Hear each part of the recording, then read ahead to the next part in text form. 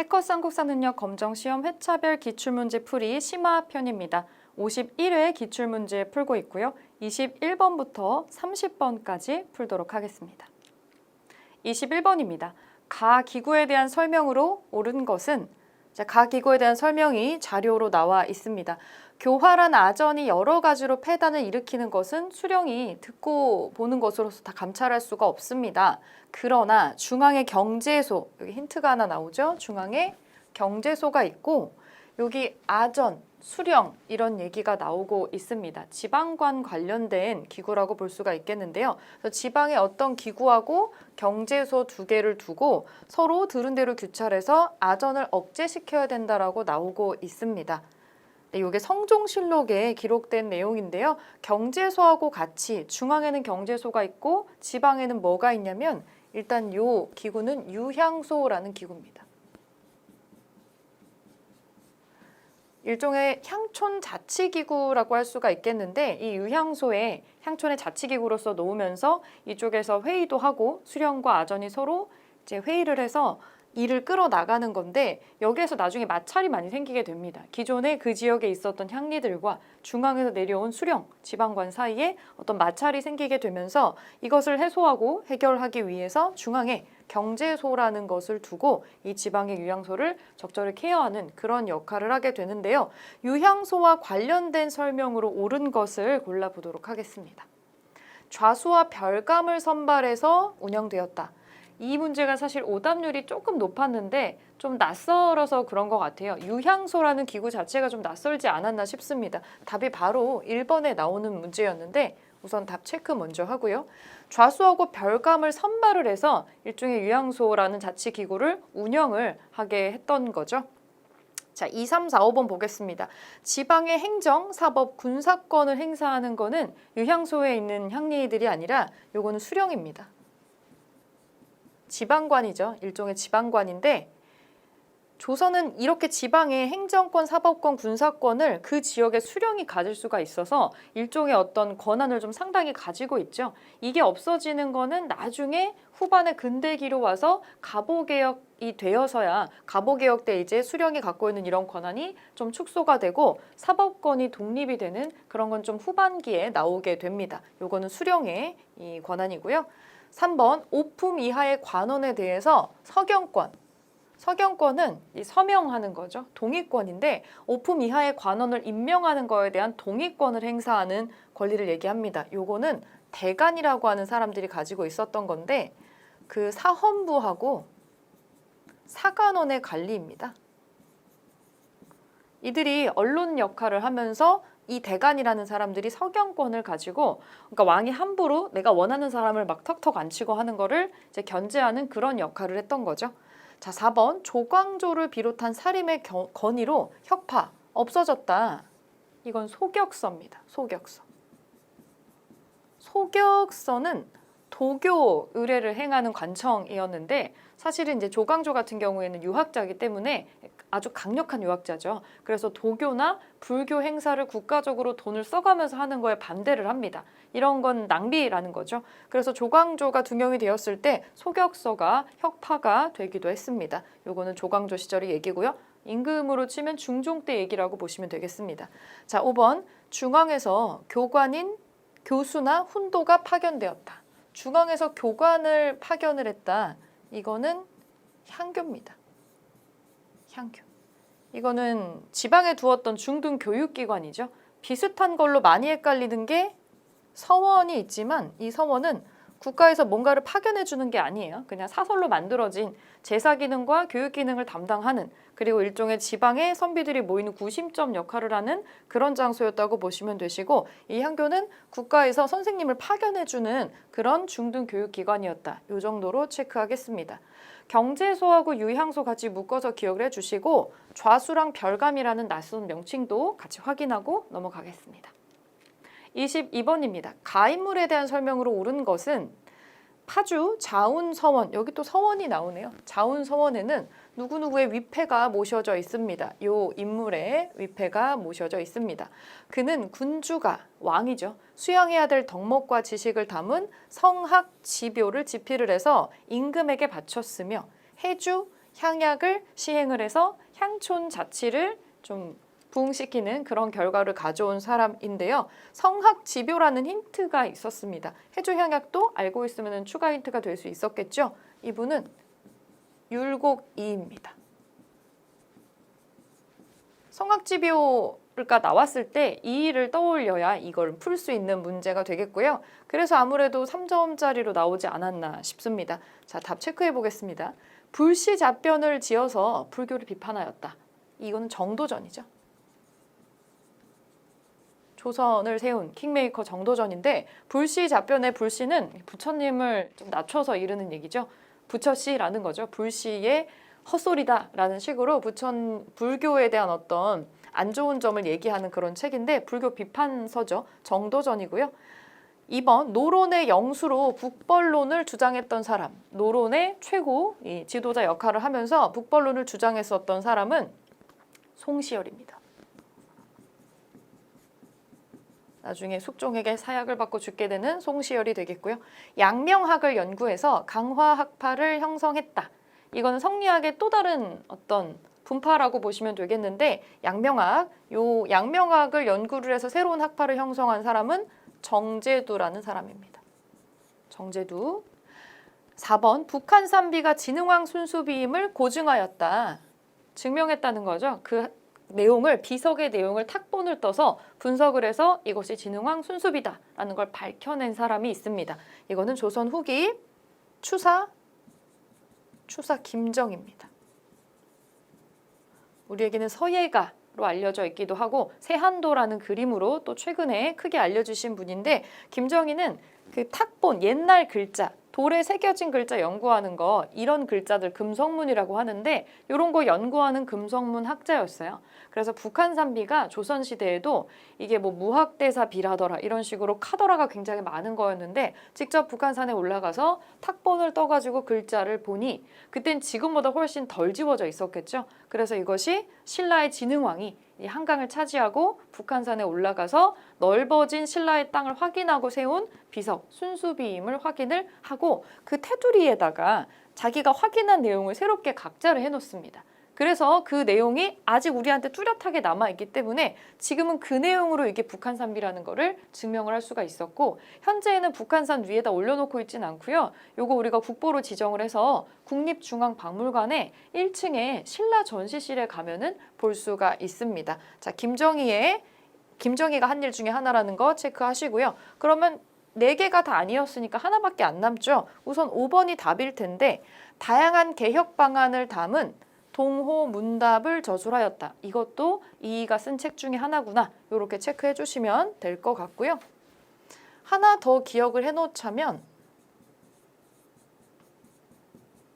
성리학 입문서로 경몽요결이라는 책을 또 만든 게 있습니다. 그래서 동호문답, 경몽요결, 그리고 성학지묘, 해주향약 이렇게 묶어서 이이가 편찬한 책이다. 이렇게 기억을 해놓으면 편하겠죠.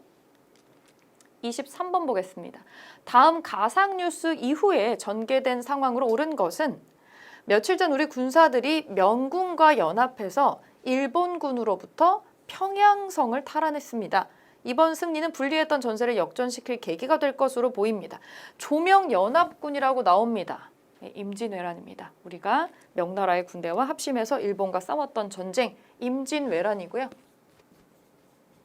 임진왜란이 발발한 거는 1592년이고 그때 동래성부터 시작해서 쭉쭉쭉쭉 뺏기고 서울까지 올라온 일본군을 막아내지 못해서 선조가 의주까지 피난 가서 그리고 의주에서 명군에 구원병을 요청을 하고 명나라에서 파병을 해줘서 이 두 군사가 힘을 합쳐가지고 빼앗겼던 평양성을 되찾게 됩니다. 임진왜란 발발 그 다음 해에 일어나는 일이고요.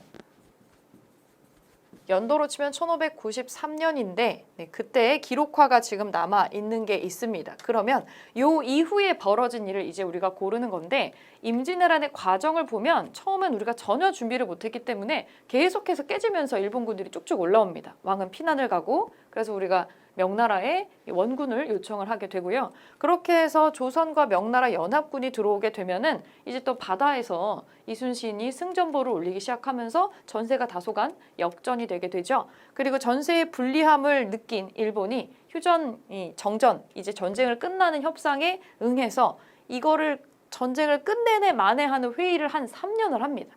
그런데 결국에는 전쟁을 끝낼 생각이 아니었고 준비할 기간을 벌었다고 생각하시면 될 것 같고요. 결국에 너무 얼토당토하는 요구를 일본이 하는 바람에 이 협상은 결렬이 돼서 다시 전쟁이 터집니다. 그건 이제 정류재란이라고 해요. 사실은 임진왜란은 임진년에 일어났던 그 전쟁하고 그 뒤에 다시 터진 정류재란을 묶어가지고 부르는 말입니다. 그래서 한 7년 정도 기간을 갖게 되는데요. 그 뒤에 벌어진 일들 순서대로 찾아보면 되겠죠.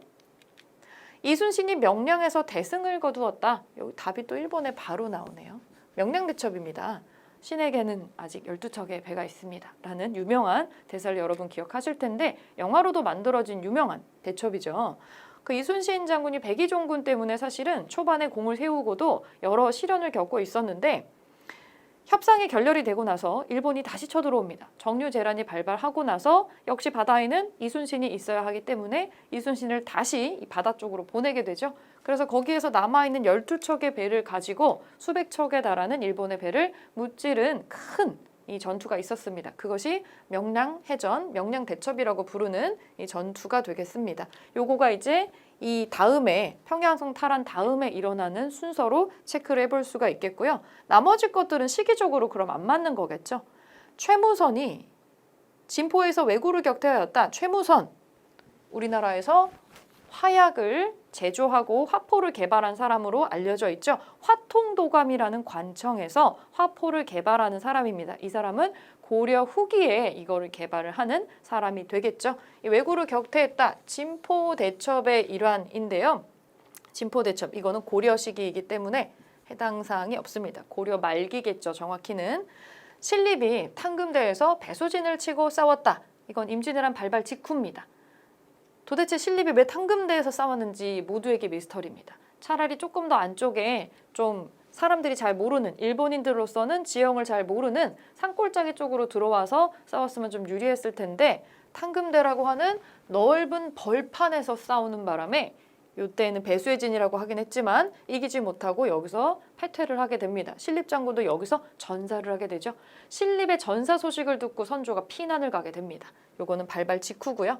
이후가 아니라 이전이기 때문에 이것도 해당 사항이 없습니다. 김종서가 육진을 개척해서 영토를 확장했다. 여기서 말하는 육진은 우리나라 지도, 한반도 지도를 생각해 놓으시면은 저기 윗부분이에요. 토끼 모양이라고 가정했을 때 귀 쪽에 해당하는 저기 위에 부분을 확장한 걸 얘기하는데 김종서 장군을 보내서 육진, 정확히는 4군 육진이죠. 4군 육진 개척은 세종의 업적입니다. 조선 초반이니까 해당 사항이 없습니다. 훨씬 이전이죠. 배중손이 삼별초를 이끌고 진도에서 항전하였다. 이거는 고려 대몽항쟁기입니다. 고려 시기이기 때문에 이것도 해당 사항이 없습니다. 정답 1번으로 찾고 넘어가겠습니다. 24번입니다. 가와 나 사이의 시기에 있었던 사실로 옳은 것은 가를 먼저 볼게요. 양사가 합기하기를 영창대군 누구누구를 영창대군을 왕으로 옹립하기로 했다는 설이 이미 역적의 입에서 나왔는데 이거에 대해서 자복한 역적만도 한두 명에 그치지 않습니다. 그러니 법대로 적용해서 처리하게 하소서. 이거는 영창대군을 죽여달라고 얘기를 하는 거겠죠. 반역입니다. 반역, 영창대군. 하지만 영창대군이 이때 굉장히 어렸어요. 8살이었습니다. 요거는 광해군 시기 일이죠. 광해군 시기의 일입니다. 그러면 나는 어떤 시기인지 보겠습니다.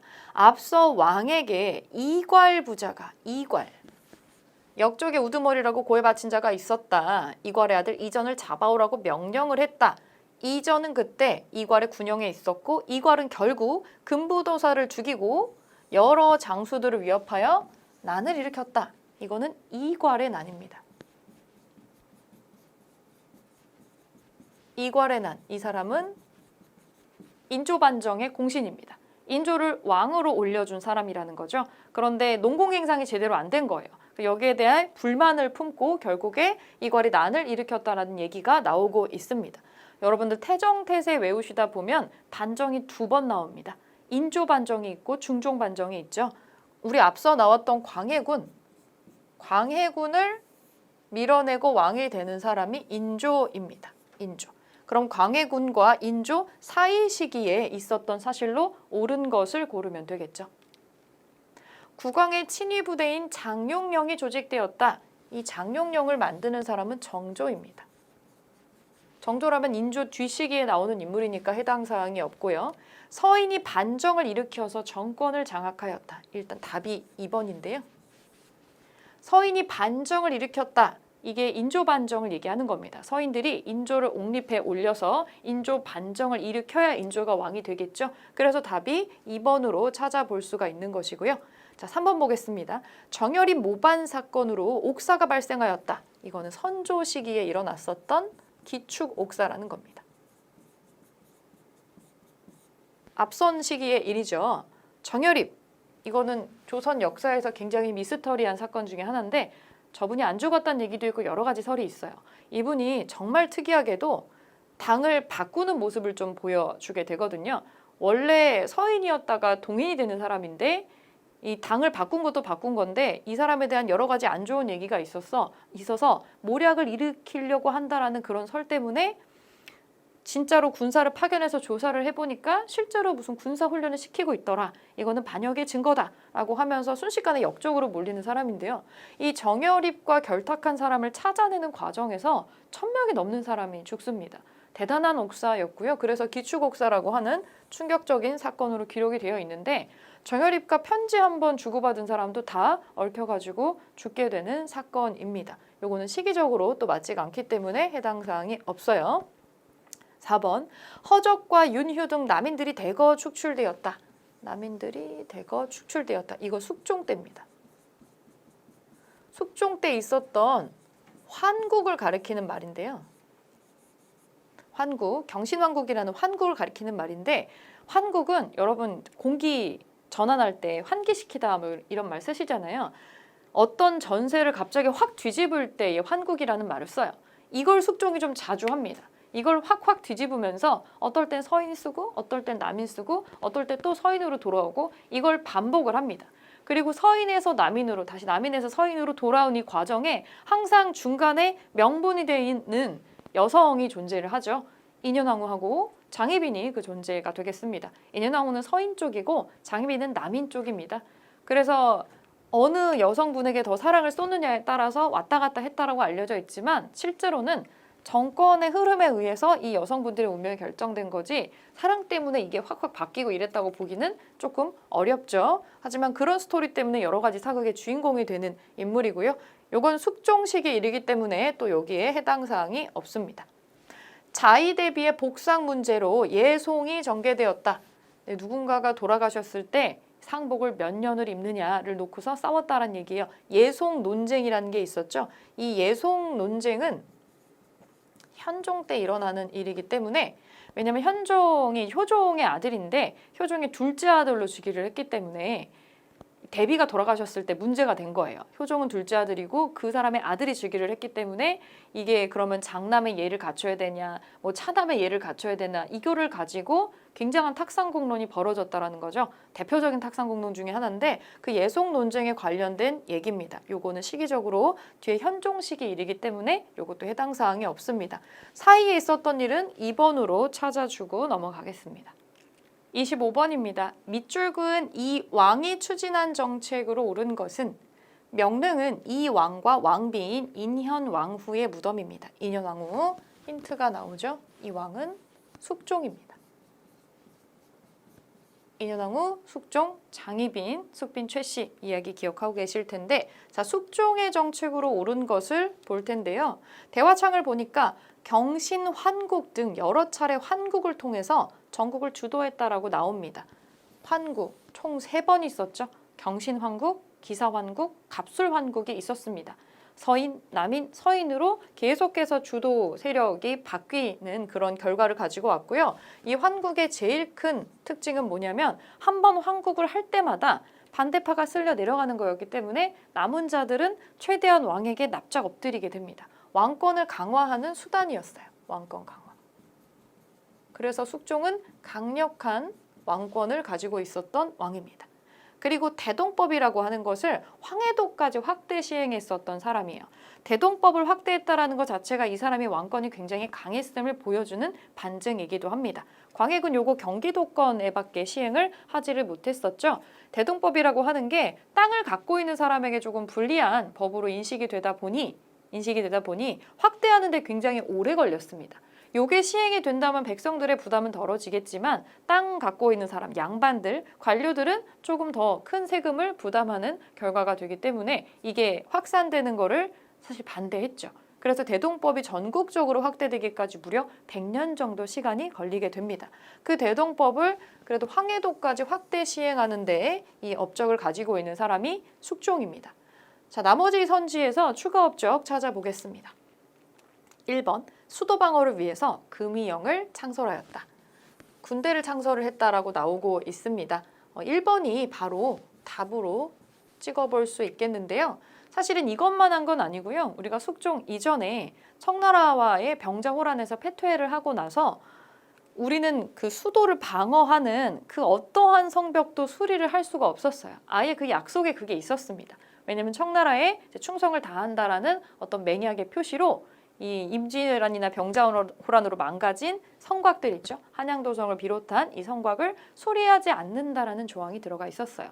굉장히 국가로서 갖고 있는 힘이 되게 약했다라는 걸 보여줄 수가 있는데 사실은 숙종이 즉위했을 당시에도 아직은 청나라가 건재했기 때문에 청의 눈치를 보면서 이거를 확확 바꾸지는 못하지만 시간이 좀 한참 뒤에 흐르고 나서 숙종이 즉위하고 나서 한 30년 정도 지나고 나면은 이제 우리도 국방에 대해서 손을 댈 수가 있게 됩니다. 숙종의 왕권도 상당히 안정적으로 올라오게 되고 무엇보다 청나라가 세력이 약해지게 되거든요. 그러면서 금이영도 창설을 하고요. 이제 우리 성도 수리하고 성곽도 수리하고 성곽을 추가로 축성을 하는 게 있습니다.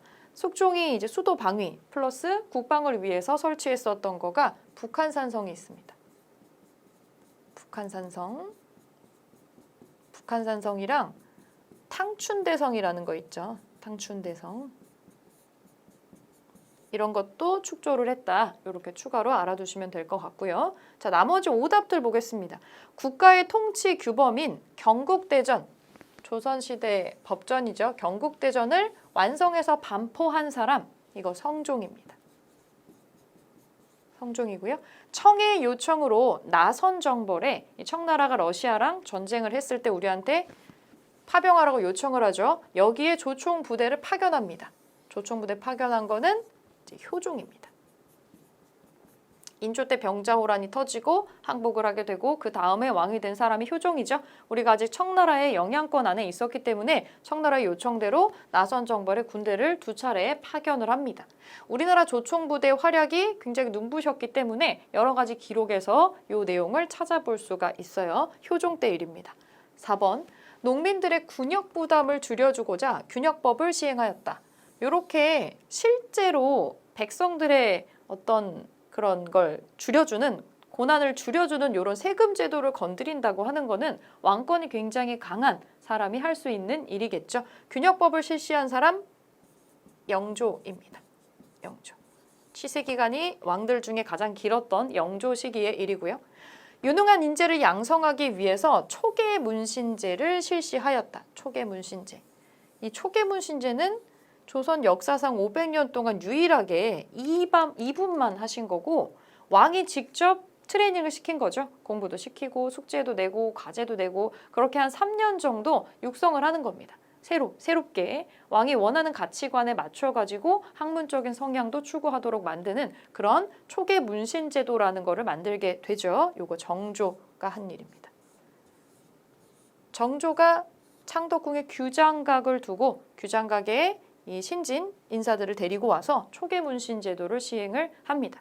이 초계문신제는 한 10년 정도 실시가 됐고요. 이 초계문신제를 졸업이라고 표현하기 좀 그렇지만 3년 정도 시간이 걸렸기 때문에 요걸 무사히 통과하고 나면 그럼 이제 요직에 배치가 되면서 순조롭게 승진을 할 수가 있었다라는 건데 요거를 마치신 분들이 한 130명 정도 되고요. 대표적인 인물이 정약용이 되겠습니다.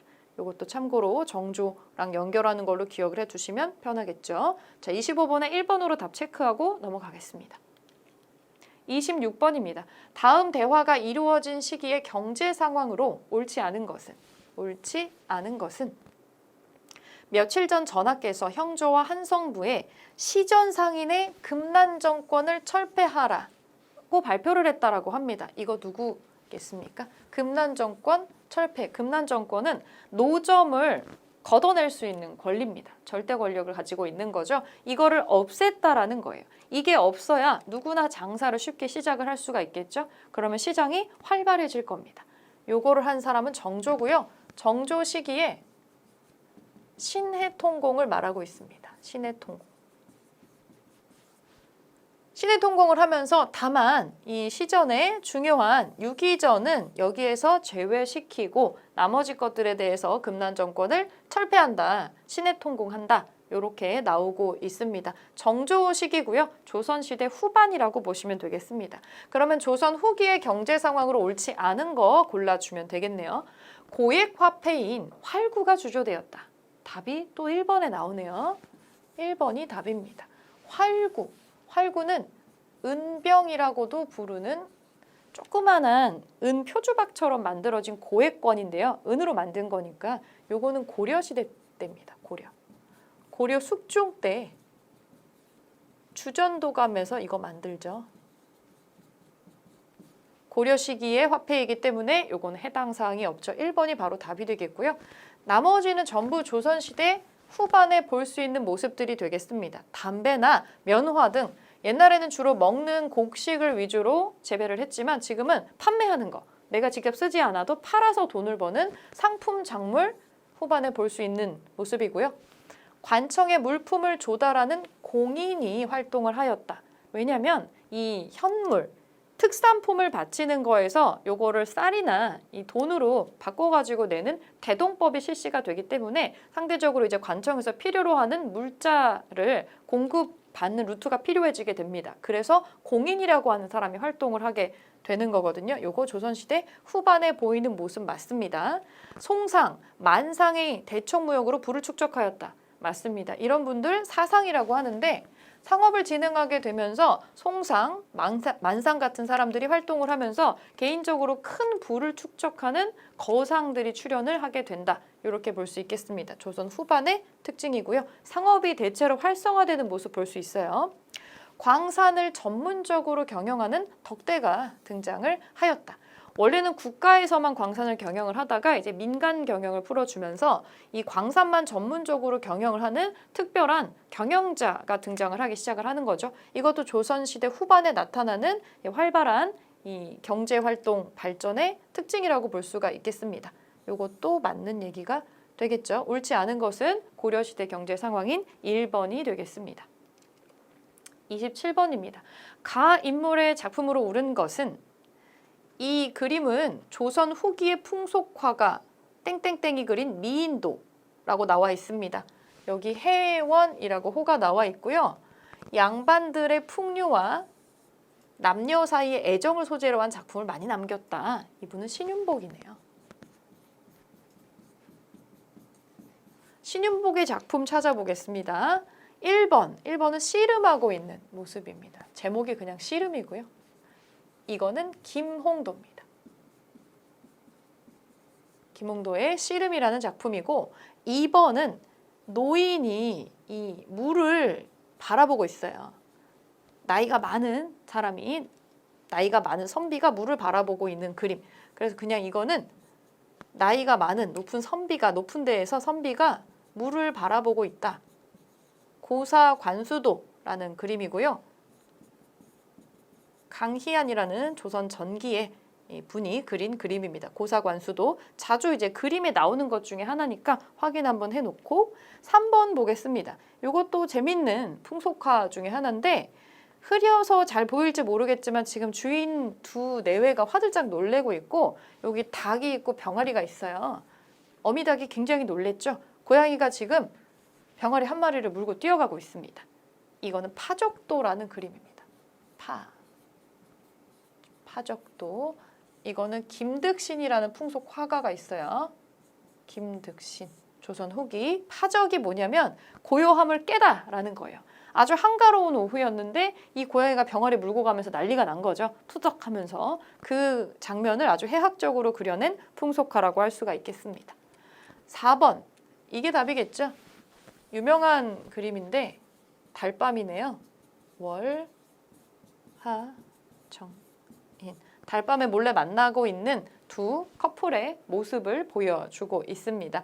그래서 월화정인이라는 이 작품, 신윤복 작품 중에서 굉장히 유명한 작품이 되겠고요. 요게 정답이 되겠죠. 신윤복의 작품은 4번이고요. 5번도 요새 그림에서 종종 선지로 등장을 하는데 특이한 그림이죠. 바위가 계곡의 입구를 막 막고 있는 게 보입니다. 그리고 가까이 있는 건 크게 그리고 저 멀리 있는 거는 작게 그려서 서양의 어떤 원근법 같은 게 보여요. 이거는 강세황이라는 분이 그린 영통동구도라는 그림입니다. 이 영통동구도는 사실 원래 하나의 단독 작품이 아니라 원래 이분이 개성에 송도를 유람을 하고 송도기행첩이라는 화첩 시리즈를 이제 그려요. 그 중에 7번째 해당하는 그림인데 여기 영통동 입구가 모습이 굉장히 장엄했기 때문에 그 모습을 기록으로 남긴 모습입니다. 지금 흐려서 보이지 않지만 여기 사이를 걸어가고 있는 이제 모습을 사람의 모습도 여기에 조그마하게 표현을 해놓고 있고요. 멀리에서 바라다 보는 것을 보이기 위해서 아주 작게 사람을 그려놓은 것을 볼 수가 있습니다. 이 송도, 개성의 송도를 유람하고 나서 그린 그림인데 서양의 원근법을 실험한 그림이기도 해서 그래서 조금 더 가치가 있고 우리나라의 산수를 그린 거잖아요. 이런 거를 또 진경산수화라고 합니다. 이분이 또 유명한 게 뭐냐면 이걸 보고 나서 자기의 감상이나 그런 거를 여기 옆에다 좀 적어놔요. 우리가 진경산수화 하면 가장 먼저 떠오르는 사람은 아무래도 인왕제색도로 유명한 정서원이 될 텐데 정서는 이런 거는 하지 않거든요. 그림을 그리기는 하지만 그런데 강세왕이라는 분은 그림을 그리고 옆에다가 요새로 치면은 여행 에세이처럼 어떤 내용과 감상과 그런 것들을 좀 적어둡니다. 그래서 조금 더 사람들에게 이 그림이 가치가 높게 평가되기도 해요. 영통동구도 최근에 선지로도 자주 등장을 하는 작품이니까 이번 기회에 한번 확인을 해보시고 이거 진경산수하고 서양의 원근법을 실험한 작품이구나. 여기까지 확인을 해보고 넘어가겠습니다. 28번입니다. 밑줄 그은 별난에 대한 설명으로 옳은 것은 경상도 안핵사 박규수가 아래 옵니다. 근본 진주의 백성들의 별난, 진주밀란이라고도 하는데 이거는 임술 농민봉기입니다. 임술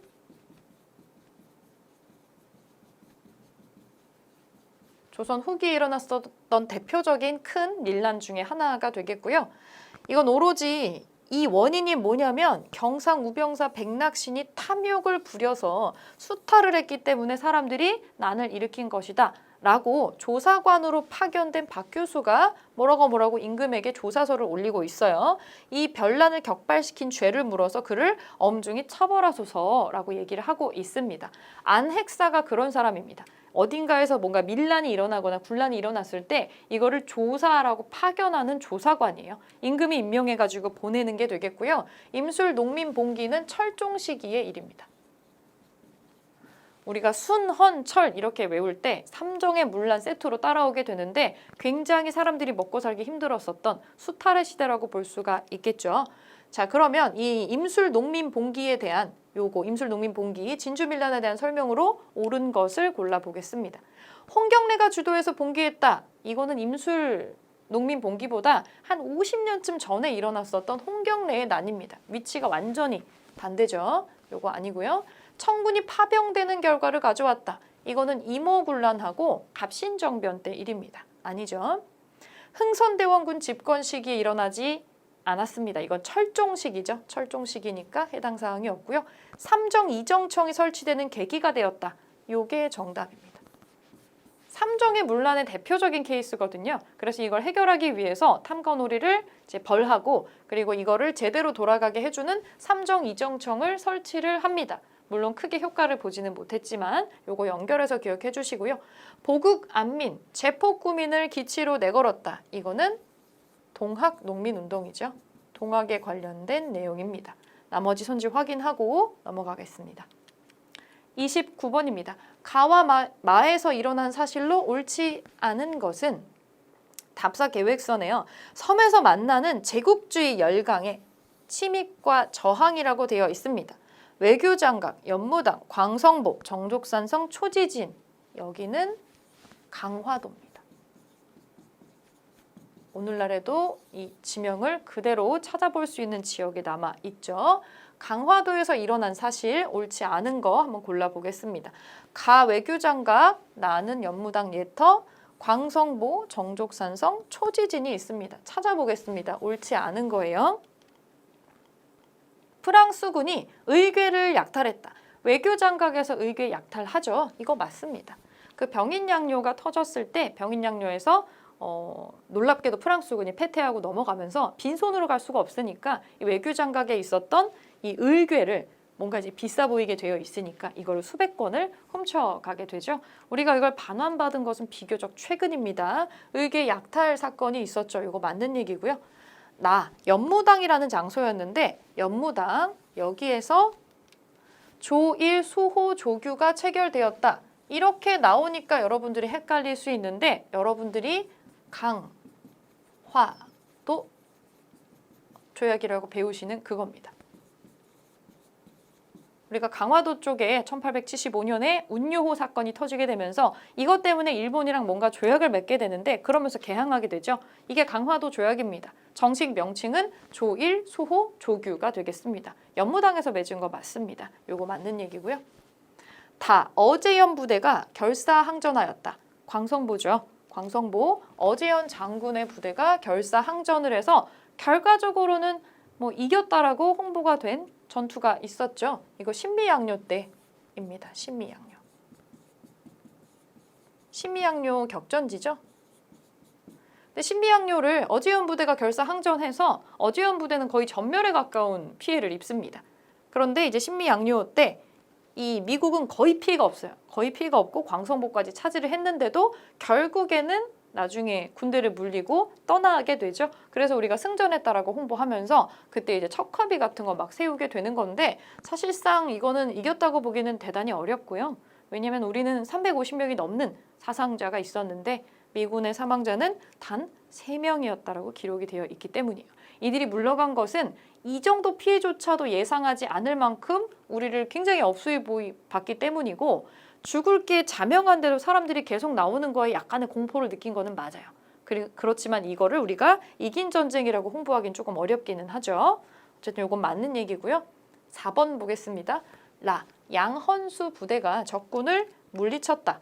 정족산성에서 물리친 거 맞죠? 정족산성에서 양헌수 부대가 이제 프랑스 군대를 무찌른 지형 지물을 잘 활용을 해서 그런 일이 있었고요. 요거는 맞는 얘기고 5번 보겠습니다. 5번 마라는 지역은 초지진인데요. 초지진 강화도 가면은 보, 돈대 이런 데가 되게 많아요. 주로 이런 테두리에 이런 게 많습니다. 이거 군사기지들을 규모에 따라서 이렇게 부르는 이름인데 초지진에서 있었던 사건으로 영국군이 불법으로 점령했다라고 나오고 있어요.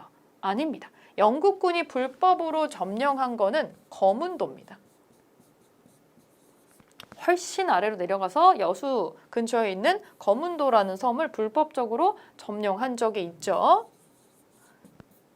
이거는 우리나라 쪽에서 세력을 좀 확산시키고 러시아가 내려오는 걸 막기 위해서라는 명분으로 영국군이 점령을 한 적이 있습니다. 거문도를 해밀턴 섬이라고 자기들이 이름을 붙여가지고 불법 점령을 한 적이 있어요. 포트 해밀턴이라고 이름이 나왔던 적이 있습니다. 자, 답은 5번입니다. 30번 보겠습니다. 가와 나 조약에 대한 설명으로 옳은 것을 보기에서 고른 것은 가를 보겠습니다. 미국 상인.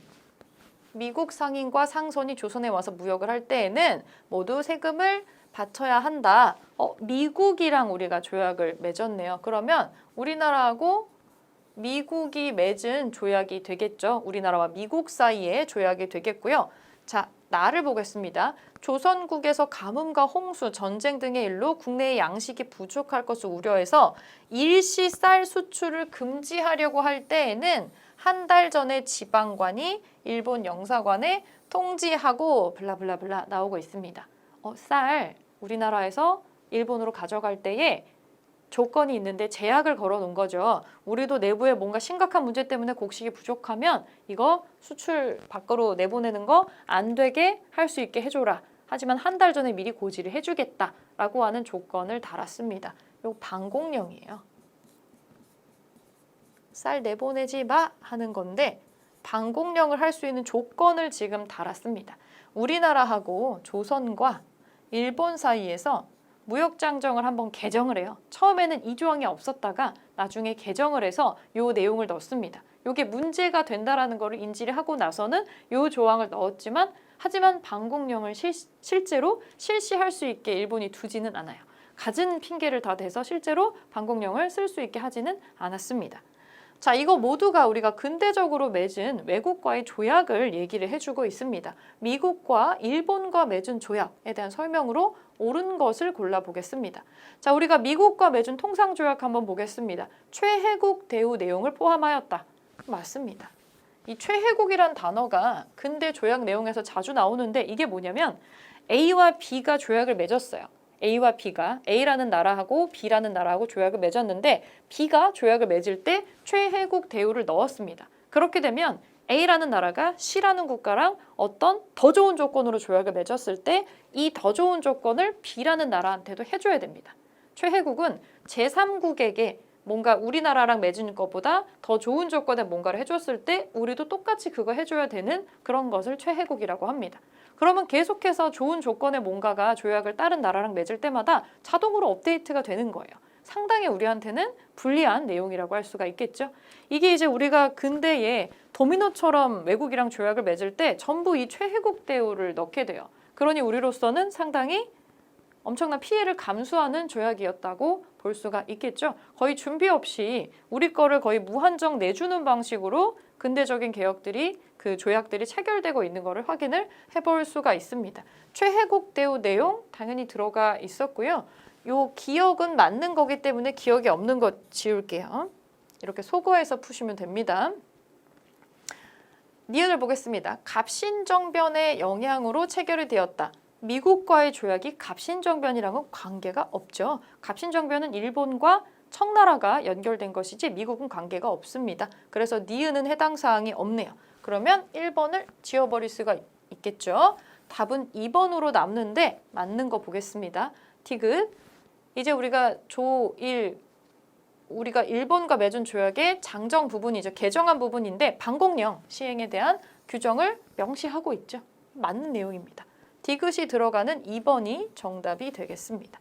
리을 보면은 재정고문을 두도록 하는 조항을 담고 있다. 이거는 한참 뒤에 맺는 거죠. 이것도 일본이랑 맺은 조약은 맞지만 이거는 1904년에 제1차 한일 협약 때 맺는 조항입니다. 1904년에. 그래서 재정고문을 두도록 하는 조항을 억지로 담아서 메가타라고 하는 재정고문이 들어왔었죠. 이것도 체크만 해놓으시고 정답은 2번으로 찾겠습니다. 네, 30번까지 풀었습니다. 다음 시간에 31번부터 40번까지 풀도록 하겠습니다.